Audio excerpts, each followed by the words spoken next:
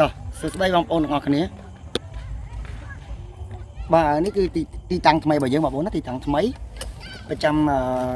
ស្រុកសំពើលូនយើងបងប្អូនបាទហ្នឹងហើយនេះគឺឃ្លាំងធំរបស់ខ្ញុំបាទប្រចាំនៅស្រុកសំពើលូនយើងគឺទទួលទិញស្វាយបាទជារៀងរាល់ថ្ងៃបងប្អូនបាទណាហើយសូមបញ្ជាក់ផងដែរបងប្អូនយើងស្វាយឥឡូវគឺតម្លៃក៏ល្អដែរបងប្អូនព្រោះឥឡូវនេះខ្ញុំបើកទិញបាទចាប់ពី4ផ្លែ1គីឡូឡើងទៅហើយចាអញ្ចឹងបងប្អូនអាចដឹកមកទីតាំងរបស់ខ្ញុំបាទដែលស្ថិតនៅក្នុងផ្សារបរិយអ៊ំស្រីសបិនបាទបើនៅខាងស្រុកសំពើលូនគេនិយាយថានៅកន្លែង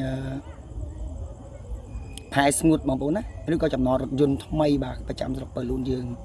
បងប្អូនស្រួលរកបងប្អូនបាទនៅគៀកព្រំដែនថៃតែម្ដងអញ្ចឹងបងប្អូនអាចដឹកមកទីតាំងរបស់យើងបានបងប្អូនបាទបើអត់ស្បៃបងប្អូនអាចមកយកស្បៃពីកន្លែងខ្ញុំបានបាទអញ្ចឹងខ្ញុំទទួលទិញចាប់ពី4ផ្លែ1គីឡូឡើងទៅណាបងប្អូនណា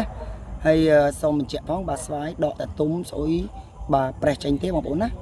គឺអត់យកទេបងប្អូនបាទហើយបញ្ជាក់មួយទៀតដែរបងប្អូនបាទ5 1គីឡូក៏អត់យកដែរបាទណាអរគុណច្រើន